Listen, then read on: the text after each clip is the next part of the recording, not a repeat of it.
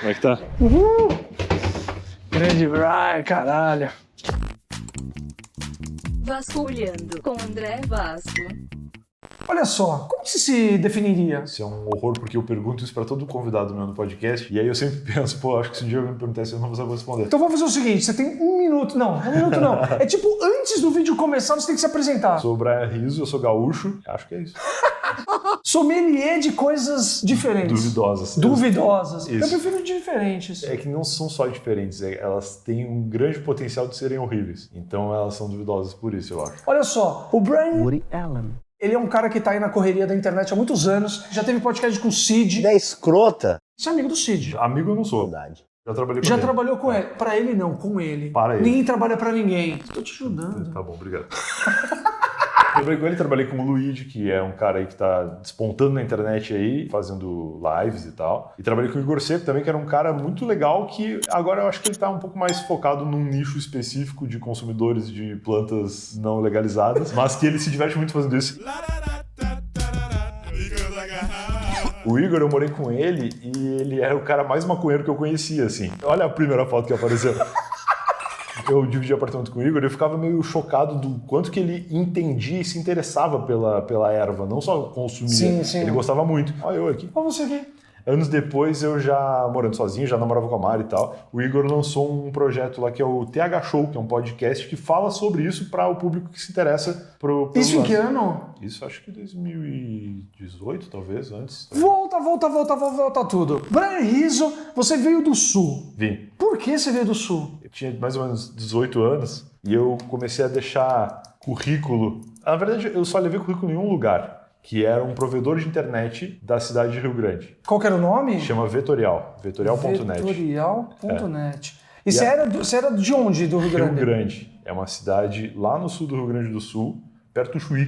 Perto do Chuí, do Iapoca ao Chuí. Do Iapoca ao Chuí. O Chuí é tipo 2h30 de Rio Grande de carro, assim. Nevava lá, não? Não, já nevou, mas neva mais na serra, né? Rio Grande tem esse nome porque é a primeira cidade do estado. Os caras chegaram lá, aí botaram o nome na cidade, e aí depois, quando descobriram que tinha mais coisa, mantiveram. Pô, meu, parece meio Belém. Muitas pessoas já me falaram que parece Nova York. Só que Parece Nova low York. budget. Ah, é verdade. Calma aí, essa tripona não? Onde que é? É aqui, essa ponta aqui, ó. Porque Rio Grande é completamente plana e ela é uma península. É uma cidade que fica Você veio da cercada. Manhattan brasileira. Manhattan brasileira, é isso.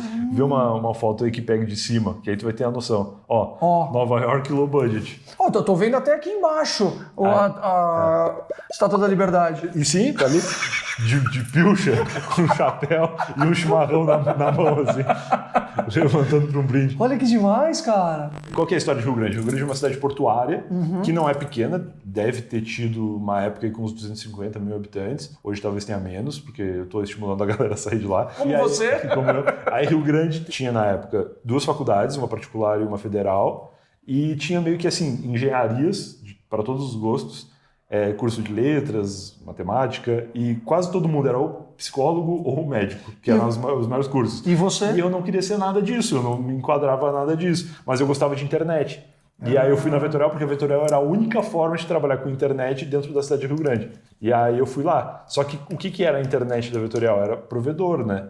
Então Aqui, era ó. esse logo aí na época que eu trabalhava. Só que tinha .net, não tinha o internet embaixo. E aí eu trabalhei lá como atendente de suporte técnico. Imagina isso. Tipo o Helpdesk. Helpdesk. Oi, tudo bom? Meu mouse pifou. É Isso. tipo essas É perguntas. exatamente isso. Aí o HDC, que era o Helpdesk Center, Ah lá. era onde eu ficava sentado junto com outras 2 pessoas. Tinha 3 posições de atendimento da Vetorial no Rio Grande. A possibilidade de dar problema na internet de algum dos clientes era até que baixa, porque os 3 não ficavam trabalhando ao mesmo tempo, assim, sabe? A gente tinha, sei lá, devia ter vou chutar aqui, uns 2.000 clientes na cidade. E aí, às vezes, dava um probleminha na internet, a pessoa ligava e eu atendia lá e dava uma força para resolver pelo telefone. Só que isso é 2008. Boa parte desses clientes era internet de escada na época. Cara, 2008, a gente tá falando de 2008, a internet ela tava engatinhando, Tava né? engatinhando. O YouTube chegou no Brasil que ano? Cara, 2005 o YouTube foi criado, 2008 acho que ele já era do Google. É o único cara que usa o DuckDuckGo que eu conheço. Na verdade, eu tô começando agora. Eu tô tentando limpar o algoritmo da outra Entendi. buscadora. Entendi. Sacou? E aí você vai fazer uma busca sobre o YouTube que é pra confundir o DuckDuckGo. Exatamente. Lançado no Brasil em 2007. 2007. Mas ele era um DeposiTube, né? Meio que um lugar para as pessoas soltarem uns vídeos aleatórios. Não tinha robô que ficava vendo se esse vídeo era direito teu ou não. Terra de ninguém. Quando eu cheguei na Vetorial e eu tinha a internet banda larga à minha disposição durante o trabalho, me apresentaram o YouTube, assim. Tá, mas qualquer coisa que eu escrever aqui vai aparecer um vídeo pra eu ver? Escreve o que tu quer ver. Aí eu escrevi Raul Seixas. E apareceu os clipes do Raul Seixas, aqueles clipes maravilhosos que a gente via no Fantástico, assim. Que meu pai sempre foi muito fã de Raul Seixas, mas a gente tinha as músicas, né? A gente não tinha os clipes, não tinha como ver os clipes. Pra ver um clipe, tu tinha que abrir na MTV, ficar esperando passar o clipe que tu queria e não ia passar Raul Seixas, não. E aí você falou, cara, eu tenho na minha mão a internet, é isso. E aí eu comecei a ouvir Raul Seixas vendo os vídeos. E eu baixava o MP4, FLV na época, botava no pendrivezinho e levava pra casa, porque na minha casa só tinha internet de escada, nem com muita boa vontade ia conseguir carregar um vídeo, né? Internet de escada, muita gente agora, geração Z, deve estar falando, o que é isso? O que é isso? É 56 kbps. Faça um teste da sua velocidade agora, vê quanto tá, e imagina se tivesse 56, como é que ia estar? É uma boa maneira de explicar. Isso era na madrugada, era pra poucos. Era um negócio bem complicado, não era essa maravilha que você pega um celularzinho e navega. Internet, então eu já entendi quando foi o estalo que você falou, cara, esse bagulho é legal, quero trampar com isso. Eu já queria trabalhar com isso porque eu achava a tecnologia muito legal. Eu me interessava nas novidades que estavam sendo lançadas, nunca tinha qualquer poder aquisitivo de ter as coisas. Cara, mas peraí. Geralmente as pessoas que tinham uma fascinação no começo dos anos 2000, na época do bug do milênio, pela internet, pela tecnologia, falava que gostava de tecnologia, era uma pessoa que pelo menos teve acesso a um PC, a um 286, a um XT. Sim. Nossa, tô falando vários nomes. Eu tive um 486 em 2003. Tela laranja ou tela... Preto e branco. A minha era laranja. Eu acho que era 10 polegadas, uma coisa assim, ou 7 polegadas, sei lá. Mas era um monitorzinho pequenininho, preto e branco. E o 486 que eu tinha um tio, irmão do meu pai, tenho ainda, já não vejo há alguns anos, mas na época ele era, assim como eu, fascinado por tecnologia, mas ele era o cara mais dos rádios, de consertar rádio, de arrumar televisão. E quando ele descobriu o computador, ele decidiu que todo mundo da família tinha que ter um computador. Tem que apresentar isso aqui pro meu irmão, que no caso meu pai, né? Ele começou a juntar umas peças de computador que ele já estava arrumando pros amigos e tal, e montar computador para os outros, assim. Então, assim, o que dava para fazer naquele computador era ler disquete, acessar a internet de escada, mas só o Mirk, porque o navegador, ele não aguentava, se tentasse carregar uma imagem, não ia, acho que o modem era menos de 56K, se bobear. Nossa! E aí, isso era tipo 2003. Ele já era um computador muito velho para essa época, mas foi a minha porta de entrada para a informática, assim. Os seus pais, eles são o quê? O que eles... Meu pai é policial militar, a vida inteira, se aposentou já faz alguns anos, mas é policial militar aposentado. E a minha mãe é professora. Professora de espanhol. De espanhol. Era uma vida apertada. Total. Então... Não, minha mãe é professora agora. Ela fez faculdade, eu já não morava mais lá. Eu saí do Rio Grande do Sul em 2013, minha mãe devia estar se formando. E aí ela agora é professora. Então era muito mais apertado do que tu imaginou, porque era só o salário do policial. Era só o salário do professor. Imagino pra juntar pra comprar. Não dava. Só deu muito tempo depois. A gente ficou com esse 486 um bom tempo, assim. Eu juntei durante, eu acho que foi 2 ou 3 anos, eu não comia o lanche na escola. Nossa, foda. Pra juntar e trocava por dólar. Caraca. Minha mãe não tinha grana. Ou era uma coxinha ou era um refrigerante. Não tinha como ter os dois. Entendi. Ela falou, se juntar no final de um ano, dá pra comprar alguma coisa. Eu lembro que eu comprei de um amigo da minha mãe do trabalho. Só que não dava pra fazer nada. Era o Prince of Persia. Eu vi aqui esse Prince of Persia e falei, nossa. Ah, sim, eu jogava isso na casa dos amigos, assim. Na casa dos amigos, porque eu também não conseguia rodar esse negócio. O computador era ruim. Não rodava. Mas vamos lá. Aí foi esse 486 que me apresentou o mundo da internet. Da internet não, do computador. Do computador, da tecnologia, digamos assim. E aí, 2013, você falou que foi a época que você veio pra cá, pra São Paulo. Vim pra São Paulo. Aí, nesse meio tempo, eu trabalhando na Vetorial e trabalhando num setor que não tinha tanta demanda assim, ficava com a internet à disposição e eu comecei a ver que tinha mais do que Raul Seixas lá, assim. Tinha outras coisas. Tinha humor, tinha várias coisas legais, assim. E aí eu comecei a tentar atender uma demanda dos meus próprios colegas de trabalho que faziam listas de e-mail para compartilhar o que eram os memes da época, vídeos, imagens, tirinhas, coisas assim. E aí eu falei, vou criar um blog, porque eu gostava de ler blog, Jacaré Banguela, o Chongas na época, o Kibi Louco. Eu quis criar o meu próprio blog. Qual que pra era? colocar. Blog do Brian, existe ainda. E aí tá lá, não é mais o meu blog, mas ele é um domínio que é meu. Hoje linkei com o meu canal do YouTube, então quando eu posto um vídeo no YouTube aparece de cara lá. Ah, legal. É mais um lugar, assim.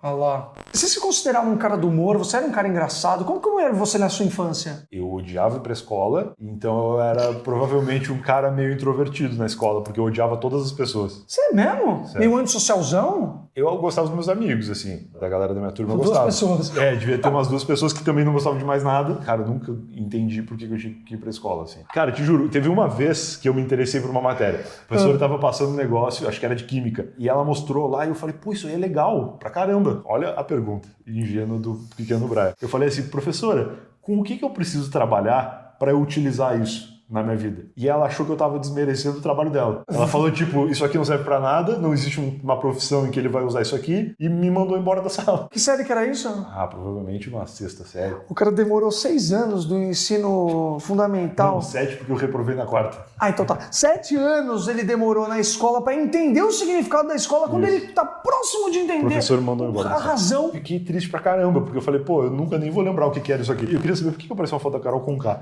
Mas daqui a pouco a gente descobre. Você teve um caso com ela? Não tive. O quê? No ensino médio teve um segundo momento em que isso aconteceu, que foi um dia que a professora tinha passado um exercício, que eu não vou lembrar o nome agora, mas era língua portuguesa, e tinha que trocar o tempo verbal de um texto, assim. Tipo, era um texto todo em primeira pessoa, e tinha que passar pra terceira pessoa. Eu pra ele. Isso, de eu pra ele, assim. E aí eu fiz isso, sei lá, 5 minutos. E o resto da sala inteira ficou o resto da aula toda fazendo. Tá chamando seus amigos de burro. E eu lembro que eu perguntei pra professora, eu falei, professora, tá certo? Ela falou, tá. E aí eu falei, mas eu não preciso estudar pra fazer isso aqui. Eu sei falar, eu escrevo o que eu falo, trocando o que eu falo. E aí ela falou, não, isso não é muito fácil, não. Então, de repente, eu tenho algum jeito pra esse negócio. E aí, quando eu criei o blog, eu comecei a exercitar essa escrita, assim. Então, eu escrevia sobre as coisas, e aí eu já não pegava só a tirinha que a galera rodava no e-mail e postava. Eu botava a tirinha e comentava alguma coisa sobre ela, sabe? Fazia um textinho sobre. Entendi. E aí, o blog começou a dar certo. Em 2013, eu ganhava com o blog umas 10 vezes mais do que o salário que a empresa me pagava. Você lá. já conseguia capitalizar isso em Com 2013? AdSense, desde 2012. Eu fiquei um ano ganhando dinheiro de AdSense em dólar, né? Porque o dólar era 2,30, E 2,50. pra explicar pros seus pais, Pois é. como que você explicava? Eles começaram a entender quando o dinheiro começou a cair na conta de verdade. Ah, com certeza eles acharam que você tava na Deep Web, vendendo corpo, Vendendo droga. lá, vendendo tóxicos. Quando os dólares começaram a se converter em reais e cair na conta, eles falaram, pô, o que tu tá fazendo aí? Como é que é esse negócio? E aí eu expliquei que, eles já sabiam do blog. Teve até uma época que minha mãe me chamou, qual que era o negócio? Eu trabalhava na Vetorial durante o dia, chegava em casa, tipo, 11h30 da noite, e ficava das 11h30 da noite às 10 da manhã trabalhando no blog. E aí dormia até, sei lá, 1 da tarde, que era a hora que eu ia pro trabalho de novo, ia pro trabalho e voltava o blog. Então todo o tempo livre era o blog. Era dedicado ao blog. Dedicado ao blog, porque eu gostava de escrever e porque eu aprendi a programar, né? Também um pouco no trabalho. Então eu fazia os esquemas do blog ali. Cara, um nerd. Eu era bem nerd. Eu ainda sou um pouco, mas na época eu era nerd dessas coisas. E aí eu ficava programando e fazia o layout do blog e aprendi a mexer em Photoshop, essas coisas assim. E minha mãe até se preocupou e falou, pô, tu tem certeza que tu vai dedicar tanto tempo pra esse negócio, sendo que tu já tem uma carteira assinada, que é o sonho de qualquer pai, né? Qualquer mãe. Tem uma carteira assinada já tava na empresa há uns bons anos, assim. Quando eu saí... Carteira assinada, casa própria. Plano de saúde. Plano de saúde, Casa- 13º. Casa própria eu tinha deles, né? É. Mas que pra eles já dava bom. E aí era isso, assim. E pra você também. Pra mim também. Eu recebia um salário que devia ser um salário mínimo, um pouco mais talvez na época, e recebia um vale alimentação que eu dei na mão da minha mãe no primeiro dia, assim. Falei, ó, isso vale alimentação tu usa em casa Você é aí pra filho gente. único? Eu tenho um irmão mais novo, 8 anos mais E novo. ele é que eu. nerd assim? Ele é um pouco menos. Ele trabalha no IBGE. Agora ele é nerd de dados, né? No pé de... Nunca... Pé de... Não, como é que é? Calma. Dá uma dica. Em pé de... Não. Pé de manga não nasce... Pé de manga não nasce jaca. Ah, entendi. É muito criativo essa... Pode ser. Mas eu acho que eu sou uma jaca na minha família, assim, porque meu pai é policial, meu irmão é professor, meu irmão trabalha no IBGE e eu trabalho fazendo sei lá o que na internet. Fazendo não sei o quê. Como você assina? Criador de conteúdo. Seu contrato? Criador de conteúdo? Eu assino como empresário, né? Você tem uma empresa pra tudo isso eu precisei abrir uma empresa. Então eu sempre acho que o empresário, ele encurta a conversa. Tipo, eu não preciso explicar muito o que eu tô fazendo. Eu sou um empresário, É tenho muito uma difícil, produtora né? de conteúdo. É que eu sempre pergunto, o que você escreve profissão na entrada do hotel, quando você faz check-in? Eu boto empresário até porque parece que eu sou mais importante. Ninguém precisa saber que eu tenho uma empresa limitada que só tem eu de funcionário. Eu só queria ver um negócio aqui. Apareceu um resultado do Wikipedia ali que eu quero saber se é outro Brian. É aqui que clica? É aqui. O que tem? Brian Rizzo aqui, ó.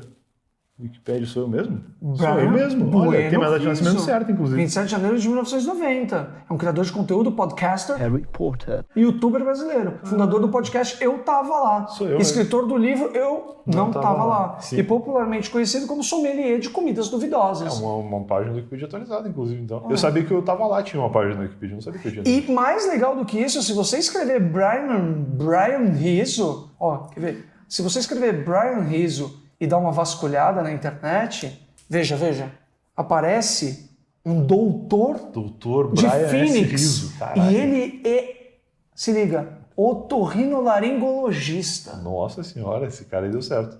Temos o Brian Rizzo que deu certo. Ele mora no Arizona. Arizona. Sensacional, hein? Olha que legal. Seu homônimo. Pô, um homônimo com um A a menos, né? Teve um Brian Rizzo com Y que me chamou no Instagram esses dias. Eu nunca tinha visto. Eu até buguei na hora, assim. Era Brian com Y, né? Que é o jeito certo. É, você do metaverso. Isso. Rizzo, e ele é brasileiro também. Porque Brians, assim como o meu, BR. E de onde seus pais tiraram esse Brian? Então, é pra facilitar mesmo. Eles gostavam do nome Brian, gringo, e eles queriam me chamar de Brian. Só que eles ficaram com medo de botar Brian com I, ou botar Brian com Y, e as pessoas não saberem ler meu nome certo. Tipo Me Michael chamar Michael. Isso, tipo isso. Aí eles botaram assim. Só que depois a gente descobriu que em países de língua espanhola, Brian assim é comum. Tipo ali no Uruguai, do lado deles, na Argentina, tem muitos Brians assim, do meu jeito. E eu dei sorte de chegar cedo na internet que todos os meus usuários são Brian sem problemas. O assim. meu também, o meu todos são André Vasco. E sempre que tem algum aí, até site pornográfico chinês, tá André Vasco. André Vasco Tem é o meu domínio pronto lá, entendeu? Boa. Cara, mas Brian, eu jurava que você ia contar uma história tipo boa. Meus pais eram fãs de Monty Python. Uma é que Always meus- look on the bright side. Uma é Monty Python, a outra é Queen, né? Porque, pô, o Brian May foi o guitarrista favorito da minha vida, assim. Eu sempre gostei muito de Queen e quando eu vi que o guitarrista se chamava Brian, eu achei muito legal. Mas a verdade é que meu nome é por causa do Alf. Alf, o É Teimoso. Ah, o Phil é teu... Isso é de 90, é verdade. Tipo, era o auge. Meus pais se conheceram nos anos 80, né? Namoraram muitos anos Qual antes Alf? de casar. E aí, o primeiro presente que meu pai deu pra minha mãe, se não me engano, foi um Alf de pelúcia. Nossa, que presente romântico. Total. E aí, pô, tipo, foi um dos primeiros presentes, assim. E aí eles tinham aquele Alf lá, minha infância inteira, o Alf. E tem várias fotos minha, bebê. Olha, o ator morreu. Ah, sim, mas também, né? Nossa, mas ele era pequitiquinho, ó. Ele era um anão, é porque o Alf ele era interpretado por um ator de corpo inteiro e por um ventríloco. Tipo um fã do ventríloco. De... E quem fazia a voz aqui no Brasil era o Seu Peru. Como é que é o nome dele? Orlando Drummond, lembrei. Orlando Não apareceu Drummond. ainda. Não apareceu ainda, Aqui, mas é Orlando Drummond. Apareceu ali. Ah lá. Orlando Drummond. Esse foi o que seu pai... Não, esse não é. Ah. O dos meus pais eram mais piratão, assim, mais feião. Mas é legal porque eu nasci com 5 quilos. O nariz você parece. Parece um pouco. Já era um Como bebê, ridículo. já era um bebê grande. E aí tem foto minha do lado do Alf, que o Alf era tipo do meu tamanho, maior que eu. E aí eu fui crescendo junto com o Alf lá. E quem que é o Brian? É o menino O menininho. da família que adotou o Alf. Cara, eu adorava esse seriado. Eu gosto muito. Hoje em dia tem disponível aí nas plataformas de streaming e eu curto muito ver antes de dormir, assim. Olha, a Mari achou uma foto minha com o Alf. Aí tu vai ter que achar essa foto aí. Nossa, é muito pirataço esse aqui. É o Pirataço. alvo da Shopee. Cara, seus pais já preveram a Shopee. Cara, sua família, eles vieram do metaverso. Eu acho que meu pai comprou isso no Uruguai pra minha mãe. Porque era perto. A história só piora. Pior. Ou o Paraguai, até porque o Paraguai nessa época era o famoso pirateador, né? Hoje em dia acho que a China tem mais essa fama. Que style! Mudou. Mas como que você veio? Mão na frente ou outra atrás? Sem trampo, sem porra nenhuma. Eu tinha o blog, mas o blog era AdSense. E o AdSense era muito flutuante, assim, tipo... Mas era uma certeza já. Era uma certeza de que ia cair uma grana. Mas eu nunca tinha pago um aluguel na minha vida. Eu morava com meus pais. Eu nunca tinha pago nenhuma conta. Eu não tinha conta no meu nome. Aí eu vim pra São Paulo. Mas como? Rodoviária? Eu tinha já muitos contatos em São Paulo por causa do blog. Já conheci algumas pessoas aqui. Em 2011, a primeira vez, para participar do YouPix. E o Pix, ô, Pix, que ainda existe hoje em dia em outros formatos. mas Bia na época- Granja. Da Bia Granja. Na Amiga. época, o YouPix era um encontro de blogueiros, assim. Sim. Não tinha nem YouTube consolidado. Criador de conteúdo de YouTube não tinha. Inclusive, uma tremenda de uma dica aqui, o Merchan de graça. E o Pix, eles têm todo ano um programa de acelerador de creators que é super legal. Te ensinam como precificar o seu vídeo, hoje seu em dia é conteúdo. isso. É super bacana. Hoje em dia o YouPix virou mais uma coisa de consultoria para pessoas que querem profissionalizar, né, o trabalho na internet. mas eles já estavam lá, assim, em 2011, reunindo os blogueiros, falando de meme, falando de Para a Nossa Alegria, lembra os memes da época? Para a Nossa Alegria. Era assim, levava os caras lá, levava a galera que bombava, assim, na internet. E aí eu vinha para participar disso, que era, tipo, o meu contato com o metaverso, assim, que era eu sair de uma cidade onde ninguém nem sabia o que era blog e vir num lugar onde os blogueiros estavam subindo num palco para dar uma palestra e falar com a galera. Que maluco isso. Muito louco. Eu comecei a me interessar por isso, conhecer pessoas que falavam a minha língua. Quem foi a primeira pessoa, assim, que você falou, pô, esse foi meu primeiro amigo, o primeiro contato?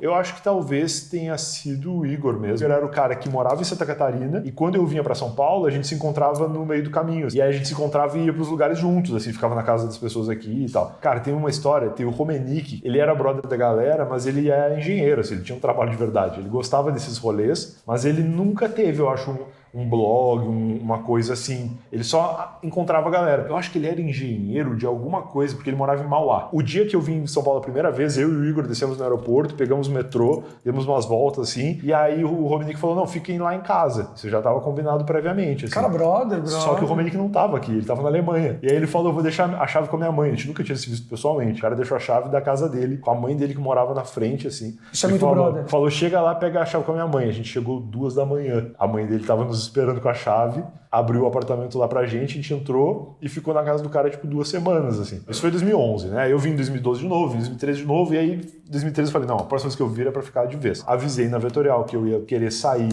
da empresa, porque eu tava com uma oportunidade em São Paulo, eles não entenderam nada. Eu falei, não, eu quero ir trabalhar em São Paulo, os caras, tá, fazer o quê em São Paulo? Qual que é o provedor de internet aqui em São Paulo? Terminei o curso de inglês que eu tava fazendo lá, meio que tirei os meus vínculos de Rio Grande e comecei a procurar aluguel em São Paulo. Foi muito louco, um dia era quarta-feira, um dos contatos que eu tinha aqui em São Paulo tinha me passado uma imobiliária que tinha alugado, na época não tinha quinto andar, não tinha nada, era imobiliária. Não tinha Uber em São Paulo, era loucura. Assim. A corretora me ligou. Ah, apareceu um apartamento no prédio da tua amiga. Tem como tu visitar comigo? Eu falei, tem, quando que tu quer que eu vá? Ela falou, amanhã.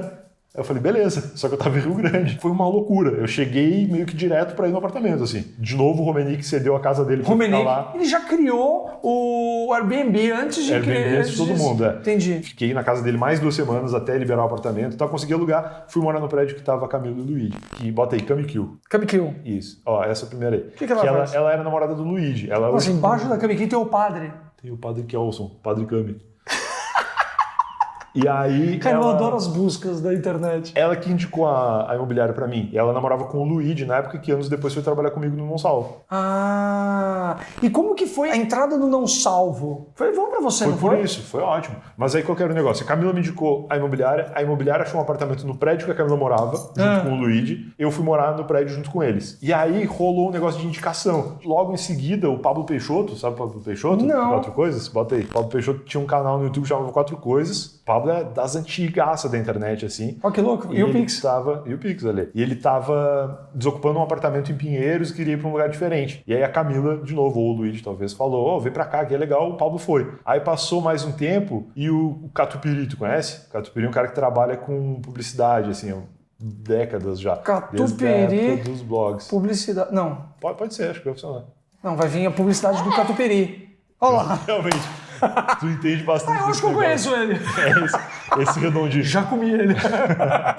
Primeiro aí, ó. O que é ele? Ele é publicitário e tal, já trabalhava com publicidade, vendia pra blog e tal. Um cara das antigas da internet também. Foi morar lá no prédio também. Cara, começou a juntar gente, assim, da internet lá. O Igor Seco foi morar comigo. Ele e as plantas dele. Ele não tinha as plantas na época, mas ele já era um grande fã. O Luigi, ele trabalhava no Não Salvo e pegava um ônibus juntos, assim, pra ir pro escritório do Não Salvo, que ficava ali na frente do Parque Vila Lobos. Gente, o Não Salvo é um maluco. Quando eu entrei no Não Salvo, eu acho que o Não Salvo era o maior blog de humor da América Latina. Inclusive, fica a deixa, tem o Vasculhando com o Cid, e ele contou vários causos das mentiras dele. Ele é um cara que consegue manipular, hackear o sistema de uma maneira... Consegue. Ele foi o maior criador de grupos no Orkut. Comunidades. Sabia? Orkut. Comunidades. É. Desculpa, que eu tô num... Um passo à frente. Um passo à frente. Cara, o Não Salvo era gigantesco e fazia muito sentido eu ir pra lá, porque o Igor e o Luigi já estavam lá. Você já foi curador de memes, na verdade, antes? Já fui, antes já era, eu já tinha blog também. E aí na época eu tava vivendo só do meu blog e a minha vontade de fazer outra coisa era porque eu saí em janeiro lá do Rio Grande do Sul, vim morar em São Paulo. De janeiro a setembro, que foi quando eu entrei no Não Salvo,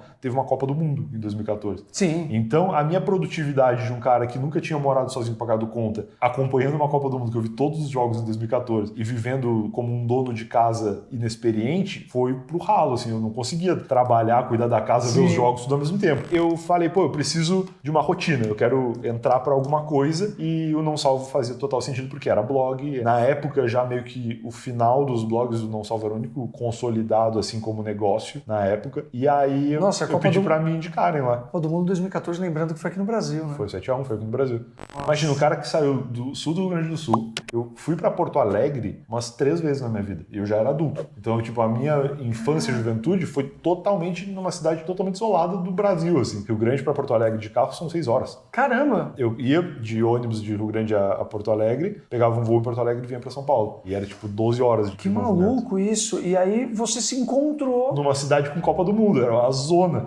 Cidade com Copa do Mundo, FanFest... Memes, internet, e fui trabalhando no Não Salvo. Aí entrei em setembro lá. Quem não consegue entender o que era o Não Salvo é como se você trabalhasse no Google hoje. Eu acho que é mesmo, cara. Não, mas Os era. números do Não Salvo eram inacreditáveis. E era muito divertido. Jacaré Banguela, o Não Salvo... Eu lembro que o blog tinha tipo 500 mil page views por dia. Nossa. E a gente fazia tipo 5 posts na página principal, mais uns 10 posts nas categorias específicas, assim, por dia. Então era muito conteúdo. Quantas pessoas trabalhavam nessa época? Acho que 5 pessoas. E aí depois entrou mais gente. Foi E de a máximo grana 18. já era boa, não? Eu recebia uma grana fixa. Eu recebia um salário fixo. Não era bom, hoje em dia eu entendo que não era bom, mas era suficiente para eu pagar meu aluguel e para eu viver a minha vida. Era só o que eu precisava. Feliz. Totalmente feliz, porque era só o que eu precisava. E o melhor de tudo, me dava uma rotina, porque eu todo dia precisava ir para o escritório e a gente trabalhava junto. É daí que veio o podcast novo, não? Daí que veio o podcast novo. Era um podcast em 2015, isso. 2015. Cara, a gente tá falando do tipo, a galera falando de podcast hoje em dia, 2015 era um negócio muito na frente. Em 2015 a gente achava Vocês são muito nerd, cara. A gente era. Em 2015 a gente achava que podcast ia bombar no Brasil. 2015 vocês achavam? 2015 Caralho, vocês estavam... A gente acertou, mas a gente errou, porque foi muito antes, né? Se o Não Ovo tivesse vivo quando o boom dos podcasts realmente aconteceu, talvez ele fosse gigante. Sim. Mas o Novo já tinha acabado, o Não Salvo já tinha acabado, tudo já tinha acabado quando realmente isso aconteceu. O Lucas Mas Inutilismo fez também. ele participou depois. Participou depois. O Não Ovo teve uma segunda fase, assim. Rolou que em 2015 a gente começou o Não Ovo, e aí o Não Ovo era o podcast do Não Salvo. Você não falou do cassete. Não falei do cassete. Cara, isso é legal. Pô, vai me lembrando das coisas se souber, porque eu sou horrível. Eu nunca vi você ter que entrevistar alguém e ter que lembrar a história do cara. Cara, o do cassete foi... Lembra que a gente tava falando que eu vim morar em São Paulo? O do cassete eu acho que foi o principal motor, assim, pra eu vir. Qual do cassete? Quase nada aí. Nada. Do cassete. Esse logo aqui clica aí. Eu nem lembro que vídeo é esse. Mas esse logo aqui do canto, do paródia... Vocês faziam paródia. Então, 2013, 2012 talvez. Vamos lucrar! Vamos lucrar! Eu e o... Com certeza era esse. Provavelmente era esse. Eu e o Gui Toledo, sabe o Gui Toledo? Sei. Youtuber e tal. Na época ele era mais músico do que youtuber. Já fazia umas músicas pro YouTube, mas a vida dele era ser músico. Gostava de fazer, gostava de comédia, gostava de várias coisas assim. Isso é nosso, mas isso aí não sei se o vídeo é nosso. Gui Toledo, Bruno estamos falando Félix. de 10 anos atrás, né? Bruno Félix também, o Luciano Andrade, que era o cara que desenhava. Esse aqui é o nosso logo, eu acho que é o mais confiável. E aí a gente fez um canal no YouTube que era pra parodiar músicas, assim. E dava muito certo. Dos nossos vídeos tinham 1 milhão de views, assim. Uma coisa nossa que deu muito certo foi um quadro que a gente... Lembra quando o Barack Obama era presidente dos Estados Unidos e a galera fazia uns autotune com ele cantando uns rap, cantando umas coisas assim? O Gui Toledo pegou a manha de fazer esse autotune e a gente botava a Dilma, que era presidente do Brasil na época, pra cantar as músicas do Brasil na época, que era Show das Poderosas. Ou seja, bombava. Bombava muito. Mas vocês monetizavam isso? Monetizava isso com AdSense no YouTube, era uma grana preta Dilma, pra época. fala o nome, Dilma. Show das Poderosas. Esse quadro bombava muito e depois o CQC pediu pra gente começar a fazer pra passar primeiro lá. Ah, mentira! A gente fazia o vídeo, o Taz chamava lá na hora do quadro, sei lá qual, e aí tocava e depois ia pro YouTube. Aqui. Isso aí. Eu gosto quando dá pra ver assim, sim. Dá pra ver. Vê a data de publicação disso aí depois.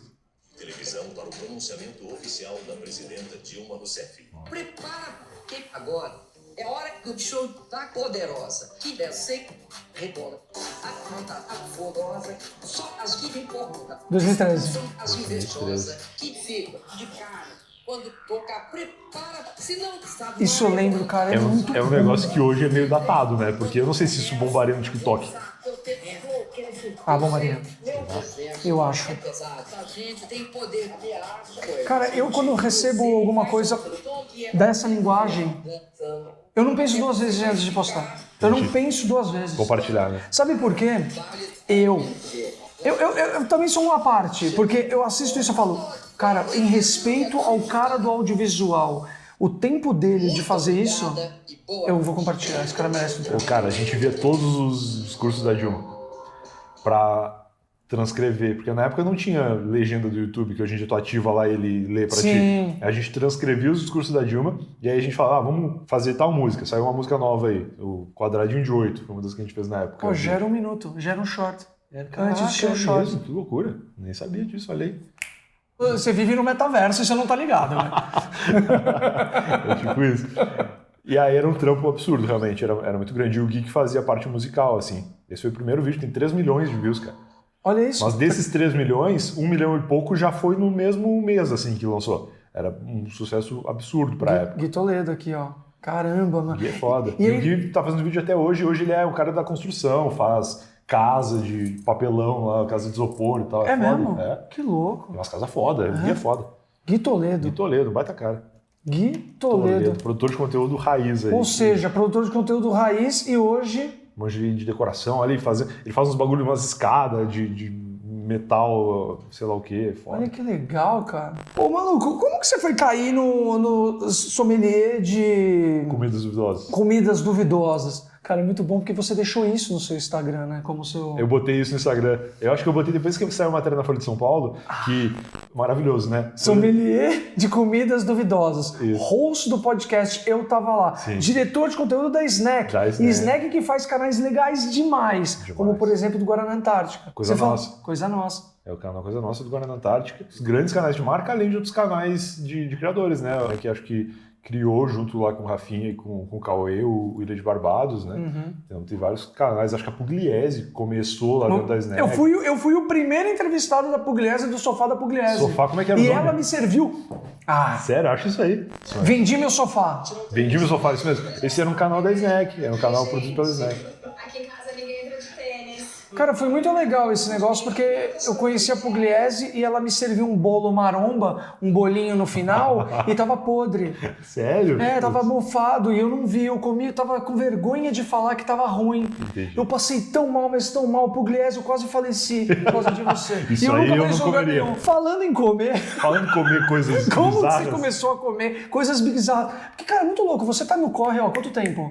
E você, 2008, você 14. assume que você bombou mais por causa dessas Com coisas? certeza.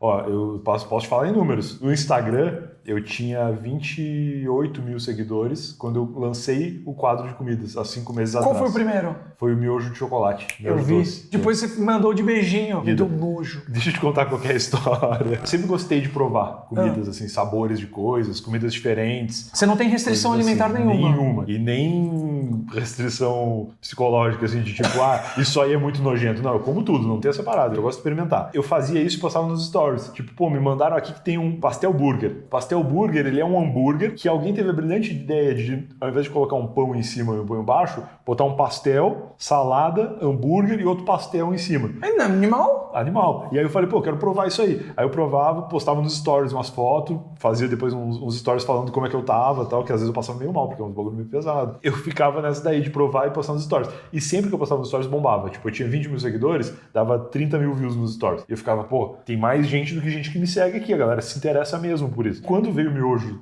doce esse ano, em maio mais ou menos, eu falei, pô, isso aqui é bizarro demais pra eu só postar nos stories e daqui a 24 horas sumir. Eu tenho que fazer um vídeo disso. Eu tenho que eternizar. E aí eu fiz pensando no Instagram, porque eu já postava nos stories, eu falei, vou postar nos Reels, que é o formato de vídeo hoje do Instagram. E o primeiro já deu, tipo, 50 mil views, que era muito mais do que eu tinha de seguidor. Eu falei, pô, eu vou comprar essa brincadeira, vou fazer o tudo de beijinho, vou fazer Adorei essa outros collab. com o Juve. Pô, a O gente Júnior é fez demais. provando os sabores de corote, top 5 corotes coloridos. 151. 1000 likes. Deixa eu ver um lá embaixo bizarro, vai. lá. Provei pudim de bacon. Pudim de bacon, isso é um publi. É uma publi? É uma publi. É isso que eu ia te falar. Tem, cara, 21 mil likes numa publicidade. Cara, mas calma aí. Aí você começou a sentir o like da galera, você falou, cara, eu vou continuar esse negócio. E aí, como que você colocou isso na sua rotina? Porque você, além de ter o podcast, você é diretor de conteúdo da Snack. Uma rotina puxada. Então de noite. Eu continuo fazendo o que eu fazia na época do blog, que é ficar a madrugada inteira trabalhando pra dormir e trabalhar de novo durante o dia. A sua mulher agradece. Ela me apoia muito, cara. Se não fosse a ajuda dela, acho que eu não aguentava. Fiz. Ó. Ela apoia e me ajuda muito. Ela que fica atrás da câmera enquanto eu tô comendo essas porcarias. Nem pode provar porque ela é intolerante à lactose. Então, a maioria das coisas que eu como... Que engole. E aí você começou a fazer vem Coca-Cola, Sushicha, tem marca de copo. Eu sou nerd de conteúdo, né? Como diretor da Snack, eu sou um cara muito atrelado, muito ligado a planilhas. Começou a bombar, eu abri uma planilha. Sério? E comecei a botar pautas, comidas disponíveis no mercado que eu poderia fazer. E eu tenho na minha cabeça o seguinte, uma hora vai acabar as comidas. Sim. E aí eu moro do lado da Liberdade, né? A Liberdade é um portal pro Japão onde tu encontra variedades de comida absurdas. Meu sonho é, um dia vai acabar as coisas aqui, eu vou na Liberdade. Eu nunca fui. Faz 6 meses que eu tô fazendo você vídeo. não foi? Eu jurava que você ia lá, pegava uma sacola e voltava cheio. Ainda não. Porque a hora que acabar as pautas eu vou lá, mas não acaba nunca, cara. Os caras não param de lançar maluquice. Ó, lame coreano, Guaraná Jesus, aí noodles de feijoada, Sabor de Coca-Cola bizarro, tem um monte. sucrilhos de passatempo, Sushicha, sushi, que é o sushi de salsicha. Cara, sem mentira, o meu maior orgulho profissional foi a Folha de São Paulo ter feito uma matéria comigo e impresso um sushicha no jornal. O jornal impresso tem um sushicha gigante, que é um bagulho horrendo. Um sushi de salsicha e do lado, na Folha impressa, tem uma matéria da Casa do Porco, que é tipo, quarto melhor restaurante do mundo, com uma tirinha assim, e um sushicha gigante. Sushicha. Sushicha, é isso, um sushi de salsicha. Era esse que tava lá na Folha de São Paulo. Eles botaram várias imagens, né? Mas essa era uma imagem com puta destaque, assim, eu fiquei muito orgulhoso. Eu falei, cara, nunca na história alguém vai conseguir colocar um sushicha no maior jornal de circulação. Que coisa horripilante, velho. E aí você começou a fazer sushicha, não sei o quê. Comecei a fazer esses vídeos, começaram a bombar muito. E aí qual que era a frequência? Ainda é a mesma, 3 vezes por semana. Comecei a notar coisas que eu poderia gravar, algumas que eu já tinha feito em stories e que eu sabia que a galera gostava, e aí comecei a fazer. Ó, Pastel Burger. Pastel Burger tá aí. Cerveja em pó. Cerveja em pó foi o primeiro que estourou. Olha quantos likes tem. 247 mil likes. Esse vídeo tem 3 milhões de views aí, eu acho. Olha aqui, miojo doce. Fiz o miojo de chocolate. Foi o primeiro. 17 mil likes. Miojo de beijinho, 14 mil likes. Aí eu lancei meu livro, peguei Covid, e aí eu falei, pô, vou voltar com essa série. Fiquei um mês parado entre os miojos, porque eu lancei um livro e peguei Covid. Cara, eu acho que eu sou um dos poucos que te acompanha antes desse rolê. Acompanha antes. E que eu vi todos. Tu viu todos? Caraca, que legal. Eu acho que tem um likezinho meu em todos aí. Pô, que legal. E olha a minha preocupação grande, além do conteúdo. Olha como eu tava gordo. Sim! Eu falei, eu vou morrer se eu começar a fazer provar... Cara, você tava bem diferente. Olha o seu rosto aqui. Pois é, vê outras fotos aí.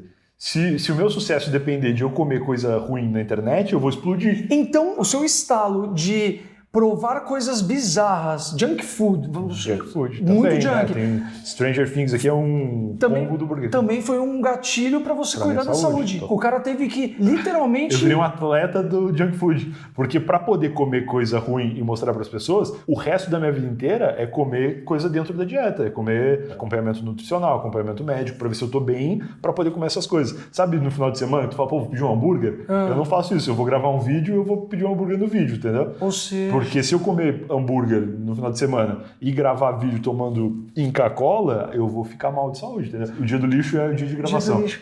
Caramba! É isso. E aí um dia você grava geralmente quantos vídeos? Geralmente no final de semana eu gravo os 3 vídeos da semana seguinte. Ah, é sempre uma frente de... Eu até tenho mais. Como eu gosto de fazer gaveta, às vezes ao invés de gravar os 3 vídeos da semana que vem, eu gravo tipo 6 vídeos. E aí eu deixo 3 que são pauta fria, gravados para eu editar próximo da data da publicação. Então o processo criativo é, você faz uma lista no Excel. Isso, com as ideias que eu quero provar. As coisas que as pessoas me pedem, refrigerantes regionais. As pessoas te dão muito input, me dão né? muita ideia, é. E às vezes as marcas lançam coisas, né? Tipo, saiu agora Burger King, o combo do Bob Esponja, lá, que é o Fenda do BK. Aí eu falei, pô, isso é uma novidade. O Burger King me convidou para ir no lançamento. Eu falei que eu ia, eu não fui, que era pra eu ficar em casa e gravar. Se eu fosse, não ia ganhar nada fazendo, desculpa o Burger King, mas ele não era uma publi, era um convite pra eu ir lá. Aí eu ia lá, ia encontrar a galera que eu já conheço, ia comer o lanche lá, não ia gravar lá, que eu não gravo fora de casa. Inclusive você grava aqui? Gravo aqui, exatamente onde a gente tá, só que do outro lado da mesa tem uma parede branca sem graça.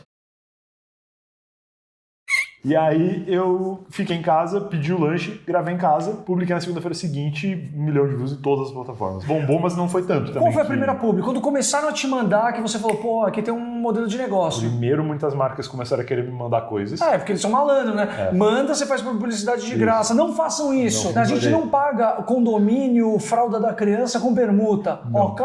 E realmente não aceitei nenhuma. Ignorei várias Isso é pra marcas. vocês, TikTokers. Exato, aprendo com ele. Passou um tempo e chegou a primeira proposta que fazia sentido, foi com a Uber. que a Uber adquiriu um serviço chamado Corner Shop. Corner Shop, de supermercado. Corner Shop é um serviço de delivery de mercado. Então tu faz uma lista de compras e como se fosse um motorista de Uber, vai no mercado pra ti, faz a compra e traz na tua casa. E aí qual que era a ideia da Uber? Tu vai comer alguma coisa, compra na Corner Shop. E aí eu abri uma nova vertente no meu quadro, que é de eu fazer a comida que eu vou comer. O primeiro publi foi o pudim de bacon. Aqui. Durante o vídeo, eu falo, estão me pedindo para provar pudim de bacon, que era uma verdade. As pessoas realmente me pediam para provar pudim de bacon. Só que não se acha pudim de bacon pronto para comprar, assim. Teve alguma vez em algum evento e tal, mas não está sempre disponível. O que eu fiz? E aí você me mostrou... Fui no Corner Shop, botei no carrinho de compras um pudim e bacon em cubos. E aí em casa eu fiz a cobertura de bacon, botei em cima do pudim e comi. Aí o entregador passando na porta ali e tal. E aí foi a primeira publi. E bombou tanto quanto os outros quadros. Que legal, cara. E aí eu fiz com a Uber de novo mais 4 vídeos. Depois eu fiz com a Oreo. A Oreo postou nas redes deles. Que legal. 2 milhões de views no perfil deles. Aqui, assim. a Oreo. Que legal, cara. Ou seja, abriu uma vertente pra você absurda. Absurda. Fiz Bold, que é uma barrinha de proteína, que a minha nutricionista me passa. Ela realmente recomenda. Tem nutricionista. Tenho, Quantos quilos você perdeu desde que você começou? Eu perdi 14 quilos. Você tá há 5 meses fazendo esse quadro. Há 3 meses me cuidando mesmo. Demorou 2 meses pra você... 2 meses assim, preciso fazer, tenho que me cuidar. Comecei a fazer umas corridas no parque. E desses 3 cuidado. meses, quanto você perdeu? 14 quilos. Uou! Cara, é tipo o veneno da cobra. Você precisou ser picado pela cobra pra descobrir que o próprio veneno da cobra tá na picada dela. É isso. E aí qual que foi o lance da nutricionista? Eu ia contratar ela. Eu fui atrás da Thaisa Leal, que é uma youtuber e nutricionista. Bota aí, Thaisa Leal, Thaisa com H. Essa aí, ela é nutricionista, tem canal no YouTube e tal. Eu fui atrás dela porque eu já conhecia ela. Eu falei, pô, quero te contratar pra tu me ajudar a cuidar de mim, assim, porque eu sou um cara que tô fazendo conteúdo de comer porcaria, mas eu não quero morrer. E as pessoas realmente comentavam, tipo, tu vai morrer, tu tá comendo muita porcaria, porque elas olhavam pra mim, eu gordaço, comendo um pastel burger, a pessoa ficava preocupada. Às vezes não é nem maldade. É tipo, pô, eu gosto desse cara, eu acho legal os vídeos dele, mas semana que vem ele vai morrer, então eu quero avisar ele pra ele se cuidar. Fica a dica pro Nobot e pro Ed Gama. Então, as pessoas falavam isso. E aí, sabe quando que eu percebi que eu emagreci? Quando as pessoas começaram a comentar assim, tu vai engordar, hein? Elas hoje me veem como um cara magro comendo. Olha que e estão legal. preocupadas que eu vou engordar porque me conheceram agora. Não viram que nos vídeos anteriores eu tava explodindo já. Muito bom. É. Caramba! E aí eu fui atrás da Thaisa e falei, pô, queria te contratar pra me acompanhar e tal. E ela falou, pô, eu vou começar um reality show agora. Eu quero acompanhar a rotina, acho que de 4 pessoas, para fazer uma reeducação alimentar na vida dessas pessoas e tal. E aí eu acho que ela pensou um pouco lá e achou que eu era um personagem interessante. Porque eu sou um cara que tenho profissionalmente uma carreira de comer porcaria, mas fora da câmera eu preciso me preocupar com a minha saúde até para continuar fazendo esse trabalho. Estamos gravando pro YouTube e logo deve ir pro ar lá no canal dela um vídeo em que eu começo gordão e termino parecido com isso que eu tô agora, talvez um pouco mais magro, porque eu quero perder pelo menos mais 1 quilo. Porra, caralho, gordaralho, como diria na bot.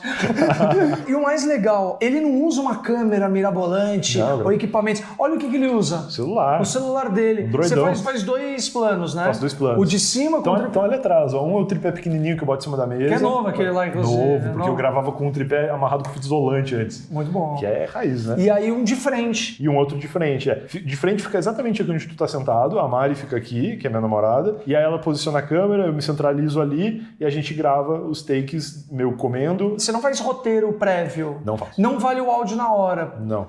Você vai abrindo e vai, tipo, descobrindo mesmo. Você tava falando do processo criativo e primeiramente, anotar a pauta, quero fazer o hambúrguer de não sei o quê. Aí no final de semana vamos gravar isso. Eu combino com ela, a gente vê um dia ali, um sábado, domingo que tá mais tranquilo, a gente pede o negócio no delivery ou sai atrás pra comprar, a gente mora num bairro que tem bastante fast food aqui na volta, então a gente vai ali, pega, e aí vem pra casa, grava, e aí eu tenho na cabeça os 3 takes que eu preciso. Eu preciso de um take que é o final, que é a primeira coisa que eu gravo, final e começo, porque é um looping, depois eu faço no vídeo. Então eu gravo o final e o começo, depois eu gravo eu comendo, e depois eu gravo a câmera de cima mostrando o produto. Hoje em dia eu até gravo na ordem, porque antes eu comprava 2, que era pra fazer eu comendo, e depois eu fazia o take de cima. Sim. Só que agora, como eu compro uma unidade só pra não desperdiçar e também porque eu não vou comer depois, porque eu não posso, eu gravo na ordem que vai mesmo, assim. Eu gravo o começo, aí gravo a câmera de cima, e aí são 3 takes. Aí na hora de editar, eu começo a ver e falo, pô, aqui ia ser engraçado eu falar tal coisa. E aí eu começo a meio que anotar uns tópicos do que eu quero falar. Mas toda a locução é pós. Tudo pausa, aí eu boto pra gravar e vai. Ou seja, é um processo criativo enxuto. É bem enxuto, até pra fazer 3 por semana não poderia ser muito complicado, Cara, né? que bom. E quanto tempo você demora pra editar um vídeo? Umas 4 horas. 4 horas pra fazer os 3? Não, um só. Um só. 1 minuto editado, você deve captar o quê? 15 minutos de bruto? Nem tanto. Eu acho que eu capto no máximo uns 6 minutos. Nossa, bom. É bem enxuto. Bom. E aí eu pego os melhores momentos, eu sei mais ou menos as piadas que eu vou colocar, e eu latino muito às vezes nessa questão do roteiro. Porque como eu não escrevo, eu vou falando, às vezes eu falo 20 vezes uma frase até eu achar que ficou legal. E aí eu uso aquele trecho, entendeu? Entendi. Então eu fico muito nisso, assim, mas é muito uma coisa de artista querendo Sim, esculpir o vídeo, sim. sabe? Se eu quisesse fazer em 30 minutos, acho que eu Tem conseguiria. que desapegar, tem que Eu escrevo desapegar. primeiro, e aí eu leio e tal, acho que dá pra fazer. E qual foi a parada mais bizarra? Você teve nojo de alguma comida? Cara, desde que eu comi o meu chocolate, eu não comi nada tão ruim É. quanto. Foi o pior. Eu comecei no ápice, assim. Eu comi uma coisa que foi horrível, que foi um lamen sul-coreano, que é o que eles chamam Pimentado. o lamen mais picante do mundo. Simplesmente.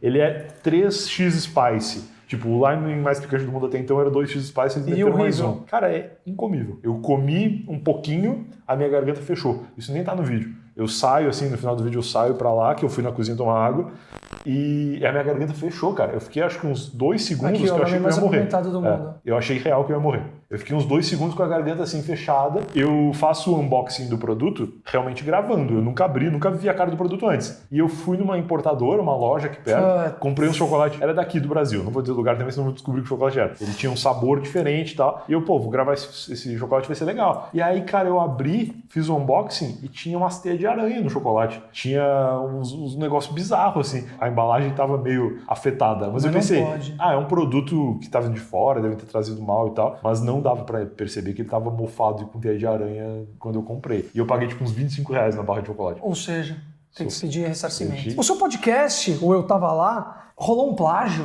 Pô, então, teve essa história aí, né? O Léo Dias foi atrás, cara. Porque, sabe o que aconteceu? O Eu Tava Lá, ele foi um projeto que nasceu em Aqui, Eu Tava Lá.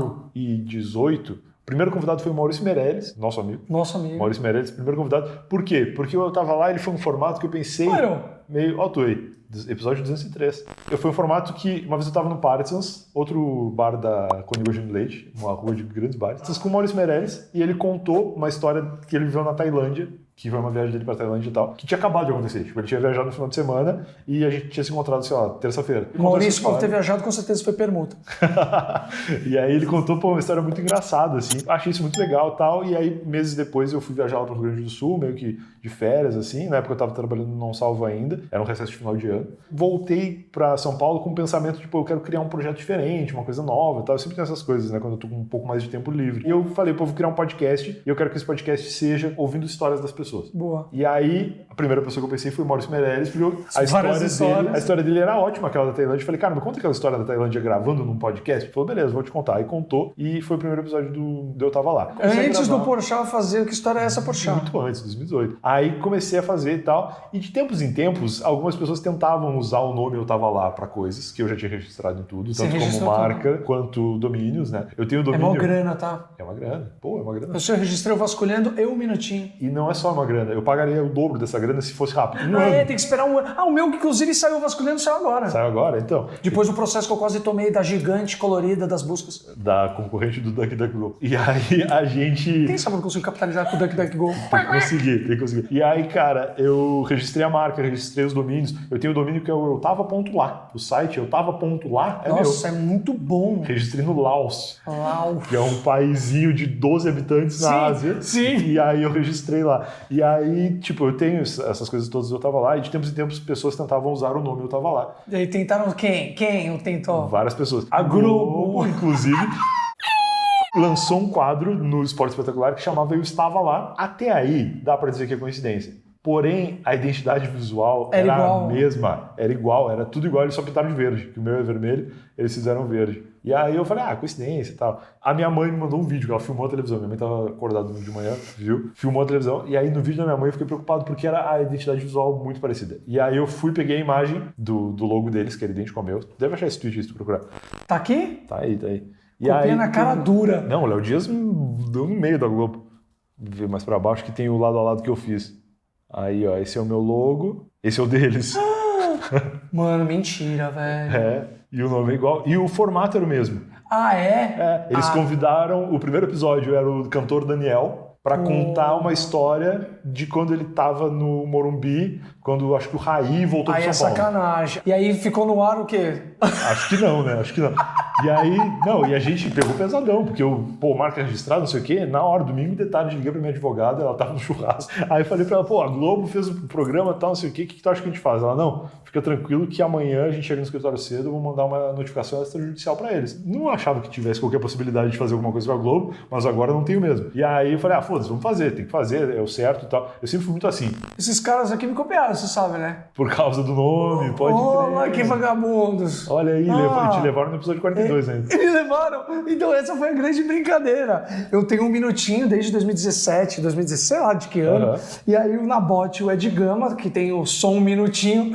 Eu falei, mano, vocês estão me zoando que vocês criaram isso. E aí me chamaram. Que maravilha. Eu achei o melhor cross-media. Não, mas isso que é legal. Inclusive, quando eu criei, eu tava lá, tinha umas pessoas que já faziam programas assim de ouvir histórias. O próprio Maurício Meirelles, ele tem lá o Achismos. Sim. Que na época eu acho que não chamava Achismos, mas ele já fazia no programa dele, no show dele, chamar as pessoas e ouvir histórias. E aí eu chamei ele, tipo, chama as pessoas pra mostrar que não é cópia, sabe? Sim. Às vezes tu te inspirou no conteúdo, no trabalho, ou no nome, ou no formato, ou em tudo. E o Porchat não me chamou pra ir lá no que história é essa. Não, ele chama os convidados do Eu Tava Lá. Eles chamam. Todos. Inclusive, a dica que eu dou. Se você quiser participar do Que História é Essa, Porchat, entre em contato comigo, que eu te convido pra Eu Tava Lá primeiro, e depois eles vão te convidar. Eu tô indo na semana que vem. Cara, sabe o que é louco? Eles entram em contato com os convidados do Eu Tava Lá e pedem pra contar a mesma história que contaram no Eu Tava Lá. E tem vários casos de pessoas que já foram. Mentira! Tem. Porra. Tem história que tá no meu livro do Eu Tava Lá, que a pessoa foi contar no Que História é Essa, Porchat depois. Mano, tá de brincadeira. Te juro. Cara, Que, tipo, não tem problema, porque o Que História é Essa, Porchat, pelo menos, tem um nome próprio e um formato diferente. Sim, ó lá, tem o seu livro. Meu Falando do livro. livro, vamos aproveitar. Chama Né? Eu Não Tava Lá, e é a minha perspectiva de 30 histórias que eu ouvi nos primeiros anos Eu Tava Lá, assim, que tá com legal. 5 anos já. Você é um cara que executa projetos, né? Muito. Eu lembro quando minha mãe tinha essa pira de, tu tá trabalhando demais no blog, ela falava, tipo, tu já tem uma carteira assinada, tu tá trabalhando aí, ganhando teu dinheiro e tal. E sempre era meio que um tabu quando se falava em aposentadoria lá em casa. Porque meu pai, policial militar, se aposentou jovem, minha mãe, professora, vai se aposentar em algum momento. E eu sempre fui meio, mas eu não quero me aposentar, eu gosto muito de fazer as coisas. Criar projetos. Eu posso me aposentar de alguma coisa. Eu sou diretor da SNEC. No futuro, quando eu for velho diretor, a SNEC vai falar, te aposenta aí que tu tá velho. E aí eu vou criar outra coisa, porque eu não sei não fazer nada. A minha vida sempre foi fazer outras coisas. Me identifico com você. Eu vou querer fazer mais. Somos que nem bicicleta, se a gente parar, a gente cai. A Mari foi buscar um livro lá pra ela. Porra, para com isso. Cara, é grande. É grande. Esse aqui é teu, inclusive. Porra, tá de Pegou a brincadeira. caneta já? Eu vou dedicar pra ti depois. Ó, Mas é um a livrão. venda em todas as E plataformas. sabe qual foi a minha tá- dificuldade? Esse livro tem quase 300 páginas. Meus versões dele tinha 700 páginas. Aí eu falei, não, eu vou enxugar isso aí, porque não dá pra lançar um livro de 700 páginas, ninguém vai ler, né? Eu te admiro, cara. Você é um executor, cara. Eu gosto muito. Eu me identifico com isso. Eu gosto mais de fazer do que de planejar. É mesmo? Então acho que às vezes É, talvez eu faça... faço sem planejar, muita coisa, muita. Talvez eu faça umas coisas que me dão mais trabalho do que poderia, sabe? Tipo, eu não preciso ficar 4 horas fazendo, porque é que eu não escrevi o roteiro antes. Se eu escrevesse o roteiro, talvez eu fizesse em 2 horas ou na hora. Mas é que eu gosto de fazer, eu gosto de estar ali, e aí às vezes eu posso não estar otimizando o tempo, mas eu aprendi a otimizar o custo, que é o mais importante na internet. Correria. E a única possibilidade de tu ganhar um dinheiro na internet trabalhando sozinho ou com uma equipe pequena, que é o caso da Mari que me ajuda aqui em casa, eu e ela juntos, a gente fez 50 milhões de views no YouTube. Mas isso não exclui o conhecimento técnico, a sua busca Não, por nenhum. ser profissional é executar da melhor maneira possível. Sim. Mas sempre buscando técnica, qualidade. Então, assim, eu estudo muito, aprendi muito, em 14 anos de internet, fazendo coisas para entender como chegar nos formatos e o que precisa para as coisas darem certo. 50 milhões de views no YouTube É muito, em cara. 5 meses, a gente fez gastando só o produto que eu como. Então, tipo, quanto custa um pacote de bolacha recheada que eu como? E agora o 3 tripé? reais. E agora o tripé que eu gastei bastante nele. Fiquei meio É caro, né? É caro, mas é bom. O tripé é bom, vai durar pra sempre. Pra Cara, sempre. É isso. Sabe por quê? Tipo minha mãe. Sabe por que eu comprei Vai esse ficar pra tripé? sempre. Eu comprei esse tripé porque o meu equipamento é muito grande, assim, tem uns tripé grande, uns softbox e tal. E aí surgiu uma publi que eu vou provavelmente ir no lugar fazer. E aí na hora, minha cabeça de produtor de conteúdo pensou, e como é que eu vou fazer? Não vou levar esse tanto de coisa. Aí eu pensei, não, eu preciso de um tripé que filme tanto horizontal quanto vertical e que seja pequeno pra eu levar comigo, pra entrar no restaurante e não passar vergonha entrando com um monte de coisa. É isso. E aí eu consigo agora fazer isso em qualquer lugar. Então é meio isso, assim. E aí a gente tá falando do Porchat, que só para dizer que é um formato diferente, apesar de a premissa ser muito parecida, as pessoas pegarem muito no pé que copiou Eu Tava Lá, eu acho que eles foram criativos. Se o Eu Tava Lá foi uma inspiração, e eu acredito muito que foi pelos convidados que ele leva, pelas histórias que esses convidados contam, ele deu um formato diferente, fez com vídeo, levou 3, 4 pessoas juntas. O formato do audiovisual também, se a gente entrar não tem nessa tanto pra onde seara, ir. a gente sempre vai estar recriando. Você falar que o Gentili copiou quem? A gente... Ed Sullivan. Lá atrás. O cara tá muito curioso pra mim. Só um minuto. Ó, isso nunca aconteceu. A câmera está muito quente. É você.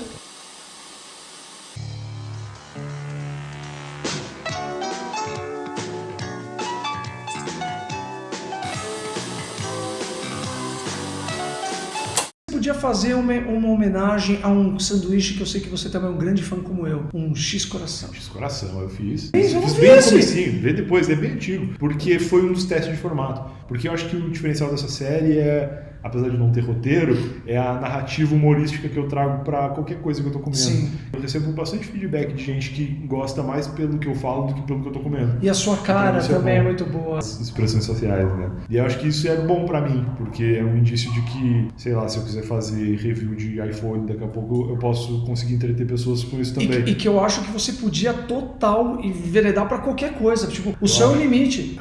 Bom, vou encerrar. Aí, se inscreva no canal, deixa o seu like e compartilha. Valeu! Always look on the bright side of life.